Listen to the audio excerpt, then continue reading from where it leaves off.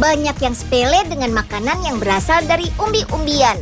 Padahal di balik rupanya yang biasa, tersimpan manfaat besar bagi para penikmatnya.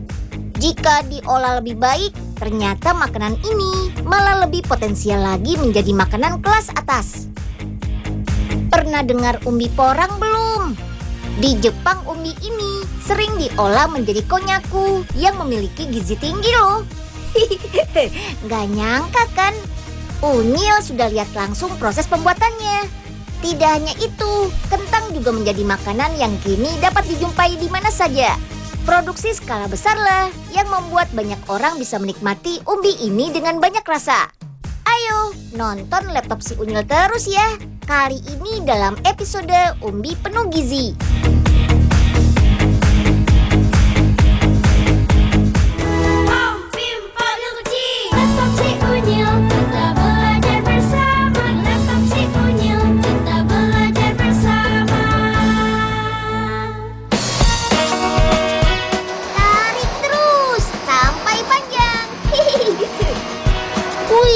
Coba kalian tebak ini apa? Tali kuning? Bukan. Olahan umbi-umbian yang satu ini pasti jadi favorit kalian deh. Iya betul, ini stik kentang. Ayo, siapa yang mau coba?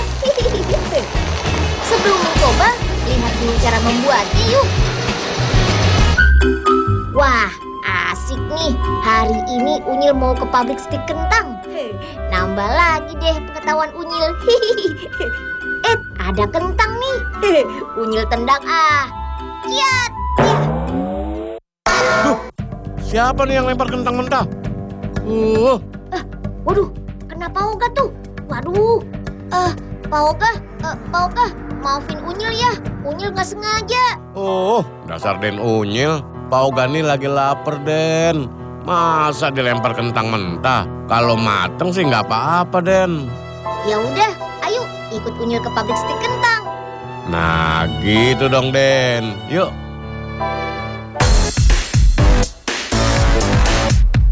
Bahan baku untuk membuat stik kentang adalah tepung kentang.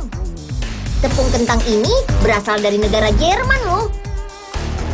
Selain tepung kentang, ada juga tepung tapioka dan terigu. Campur ketiga jenis tepung ini ke dalam mesin pencampur. Tambahkan air sedikit demi sedikit agar mudah mencampurnya. Meskipun terbuat dari tepung kentang, stik kentang ini tetap kaya akan manfaat kok, terutama untuk kesehatan sistem pencernaan kita. Setelah 5 menit, campuran tepung sudah merata nih. Lanjut deh ke tahap berikutnya, yaitu tahap ekstrusi. Pada tahap ekstrusi, masak campuran tepung sampai 1100 derajat Celcius. Wih, panas banget nih. Ketika adonan tepung jadi, baru deh keluar dari mesin ekstrusi. Tarik terus adonan sampai panjang seperti ini. Lalu potong menjadi bentuk pelet alias memanjang. Lucu ya namanya. Nah, kira-kira panjang pelet kentang ini 5 cm. Oh iya, kentang mengandung serat yang tinggi. Jadi bisa bikin cepat kenyang. Cocok banget buat Pak Oga yang lagi lapar nih.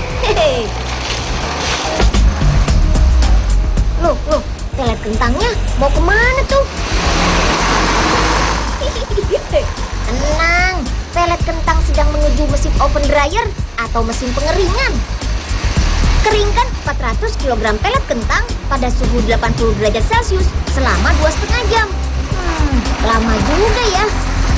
Lama sih, tapi ada tujuannya. Agar pelet kentang gak bantet. Jadi saat menggoreng bisa mekar dan renyah. Kriuk. Saatnya menggoreng pelet kentang. Ada 1.200 kg pelet kentang siap goreng nih. Sekali menggoreng cukup 5 kg saja. Goreng pelet kentang dalam minyak panas selama 3 detik. Putar, putar, putar. Dan tada! Stik kentang goreng pun jadi deh.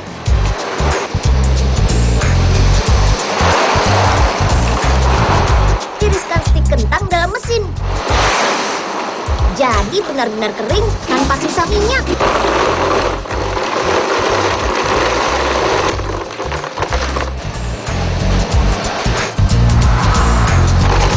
Kemas dalam kantong plastik 3 kg stik kentang ini.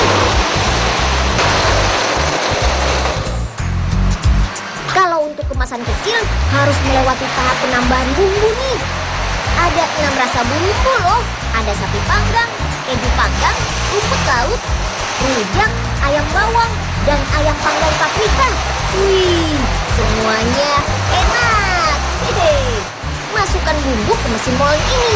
Lalu putar terus sampai bumbunya rata.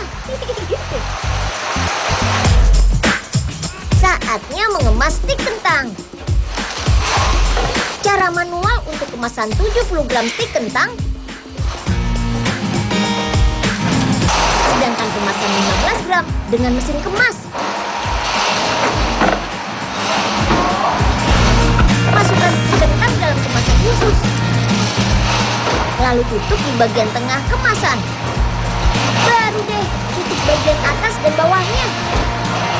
Pabrik yang sudah berdiri dari tahun 2008 ini tiap hari mampu membuat 700 kg stik kentang loh. Penjualannya sudah mencapai ke Pulau Jawa, Sumatera, Kalimantan, dan Sulawesi. Wih, hebat deh. 1, 2, wah asik nih. Lumayan buat ganjal perut yang lapar nih. Oh alah, Pak Oga, ternyata di sini tuh. Unyil minta 1 ya, Pak. Den, jangan, ini punya Pak Oga, Den, jangan. 1 aja, Pak Oga, minta. Jangan. Ya, jatuh deh. Pak Oga pelit nih. Biarin deh, besok Unyil nggak akan ajak lagi ke pabrik makanan. Aduh, Den Unyil jangan marah dong. Gawat nih, bisa nggak dapat gratisan makanan lagi nih. Putar-putar, keluar deh adonannya. Ngomong-ngomong, ini mau buat apa ya? Pisang molen atau mie? Ya, salah semua tuh. Hari ini Unyil mau ajak kalian lihat pembuatan Orifleks di daerah istimewa Yogyakarta. Yap, produk ini adalah sereal sehat yang terbuat dari umbi Garut. Waduh, apalagi tuh umbi Garut? Sereal umbi Garut sudah diproduksi sejak Oktober 2014. Dan infonya merupakan sereal pertama di Indonesia yang bahan bakunya dari umbi Garut. Tanaman Garut mirip seperti kunyit, memiliki tinggi 3-5 meter dengan daun lebar. Memanen umbi Garut sendiri bisa dilakukan setelah usianya mencapai 6-8 bulan. Umbi Garut kemudian diolah menjadi pati. Cuci bersih terlebih dahulu, baru deh giling sampai benar-benar hancur. Hasil gilingan ini yang kemudian diendapkan sampai berhari-hari. Hasil endapan umbi Garut kemudian berubah menjadi pati. Caranya, jemur dulu seperti ini ya. Dan pati umbi Garut siap diolah.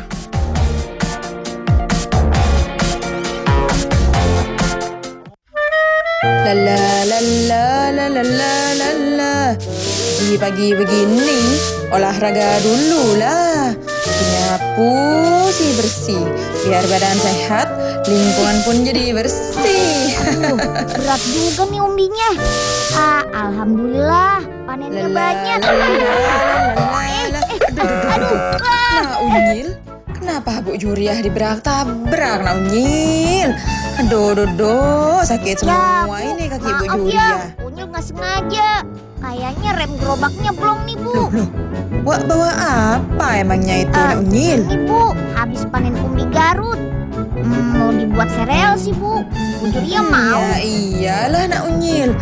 Sampai ndak mau makanan. Nanti Bu Juriah menyusul ya. Lanjut, kita buat fleks umbi Garut yuk. Lala dan Ferdi sudah siap nih. Flex berarti serpihan atau remahan. Jadi adonan berbahan pati umbi Garut nantinya akan dibentuk menjadi serpihan. Caranya campur bahan-bahan seperti tepung terigu, tepung maizena, dan pastinya pati atau tepung umbi Garut. Coklat ya?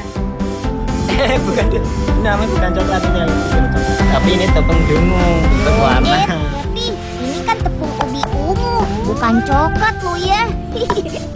Berapa lama ini Mas Ubi ungu ini sebagai pewarna alami pada flex. Aduk-aduk semua bahan menjadi satu. Tambahkan juga margarin agar tekstur adonan bisa lembut. Jangan lupa tambahkan air untuk melunakkan adonan. Ayo kerjasama mengaduk adonan sampai kalis. Tada, adonannya sudah jadi tuh. Berikutnya giling adonan menggunakan alat ini. Fungsinya untuk membuat adonan menjadi tipis dan rata.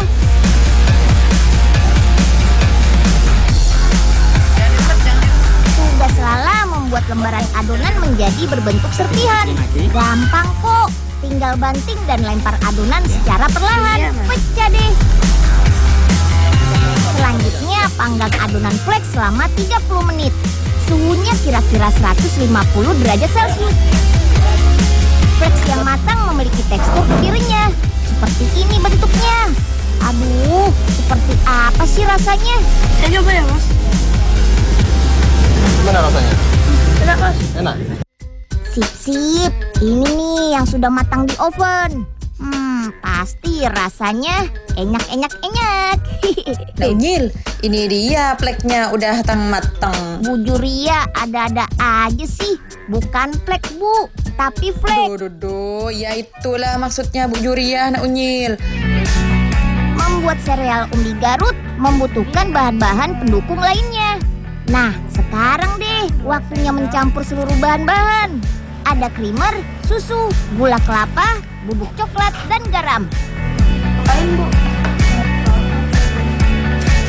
Aduk-aduk sampai rata. Jangan lupa masukkan bahan intinya nih. Yap, flex umbi Garut.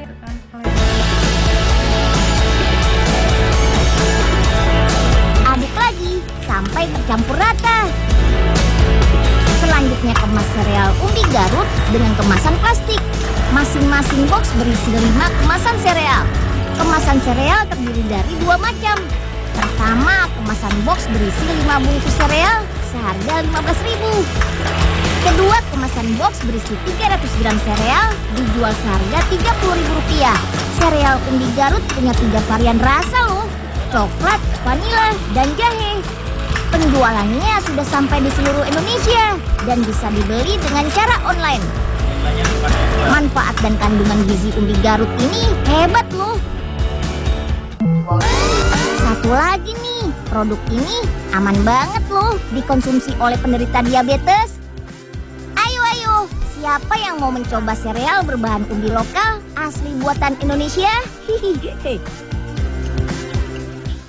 Pabrik penampungan porang yang ada di Indonesia jumlahnya masih bisa dihitung dengan jari karena hanya sedikit orang saja yang tahu caranya. Umbi porang yang baru dipanen harus segera disortir untuk diolah menjadi tepung. Kita belajar bersama.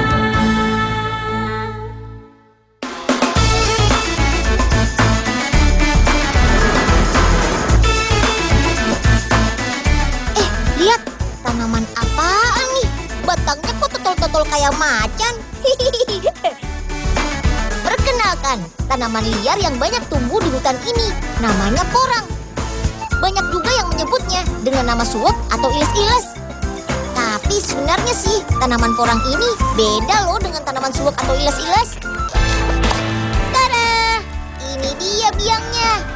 Maksud Unyil, ini adalah bagian umbi tanaman porang yang bisa dimakan.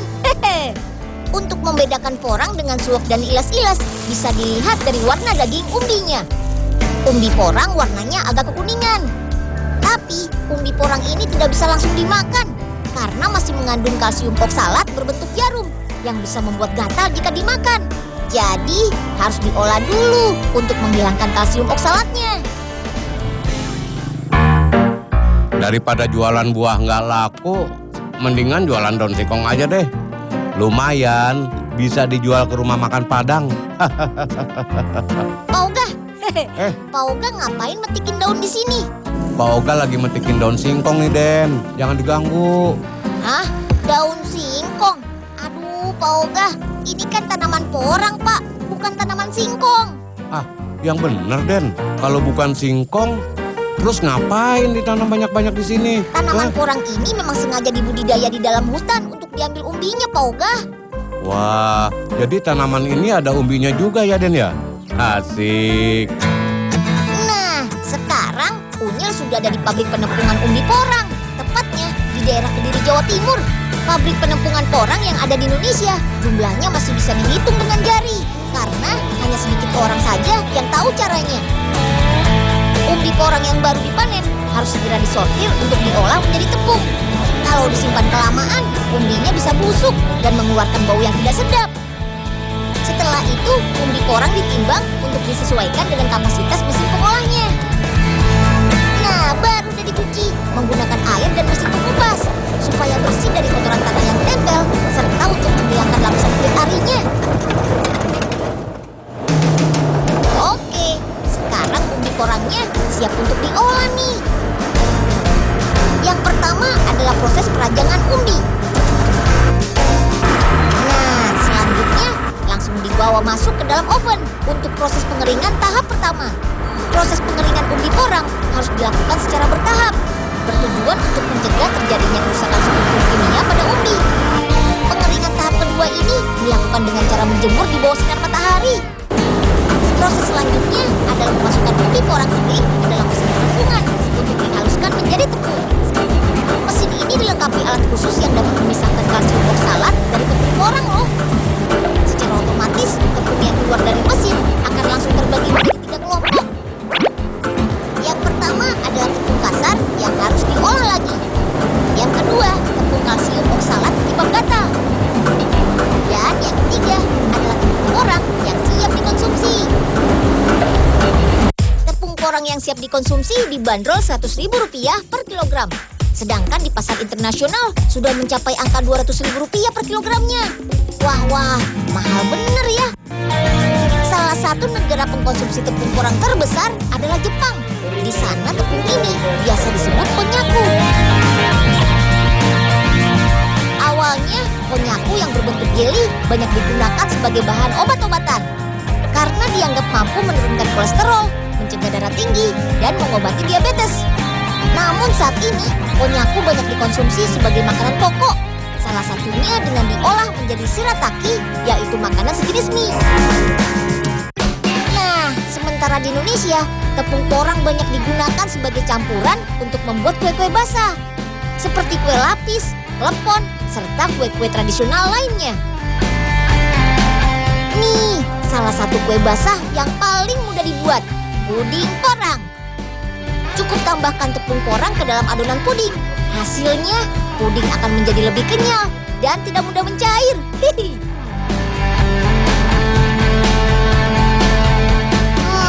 Aisyah dan Alia pasti suka banget nih.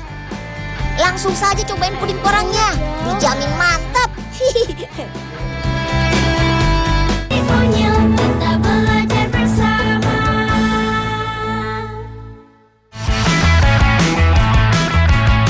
Teman-teman, untuk besok Unyil ajak kalian untuk melihat Laut Indonesia. Sebagai negara maritim yang memiliki garis pantai terpanjang di dunia, laut kini menjadi tumpuan harapan masyarakat Indonesia untuk hidup lebih baik. Bayangkan potensinya, ada ikan aneka jenis bernilai tinggi, hingga udang berkualitas maknyus. Unyil jadi ingin berburu seafood nih. Nah, seperti apa olahan hasil laut yang dibuat oleh tangan-tangan pecinta kuliner? Lalu teknologi jaring seperti apa yang sedang berkembang di Indonesia sekarang?